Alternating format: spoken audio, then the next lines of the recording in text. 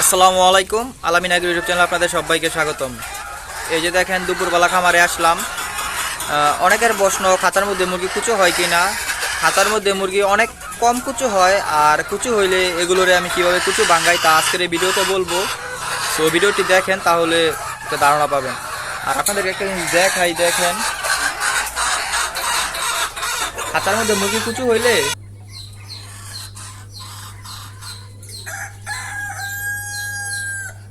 এই যে দেখেন চুপ করে বসে থাকে, ঠিক আছে। খাঁচার এক সাইডে আইসা কুচু হইলে বসে থাকে। এই যে এটা একদম কুচু হয়ে গেছে, কিন্তু এই মুরগি এই যে এইটাও কুচু হয়েছিল।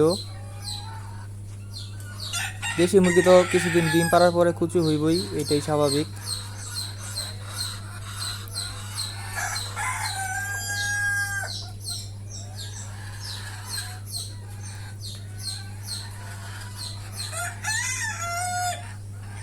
দেখেন মাশাল্লাহ মুরগিগুলো, আমার এইখানে সব কালারের মুরগি আছে।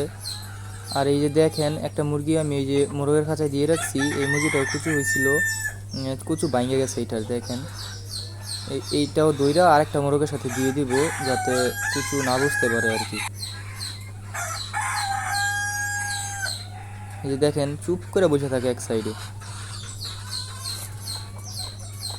এটা এখন মোরগের সাথে দিয়ে দিব, যাতে কুচু না বুঝতে পারে। এই যে এই মোরগটার সাথে এটা দিয়ে দিই, এই যে দিয়ে দিলাম। এইভাবে মূলত আমি মুরগিগুলোর কুচু ভাঙ্গি। এই মুরগিটা দু একদিন মোরগের সাথে রাখবো, তারপরে এই মুরগিটাকে আবার মুরগির খাঁচায় দিয়ে দিব। দেখেন নিচে বসে রয়েছে, দেখেন এটা কিছু হয় নাই এখনো। যারা আমার এই চ্যানেলটা সাবস্ক্রাইব করে নাই, চ্যানেলটা সাবস্ক্রাইব করে দেন। ভিডিওটা যদি ভালো লাগে তাহলে একটা লাইক দিয়ে দিন। খাঁচায় মুরগি পালার সুবিধাই অনেক। আর আমি মিট করাই ওইভাবে মোরগ আর মুরগি একসাথে দিয়ে।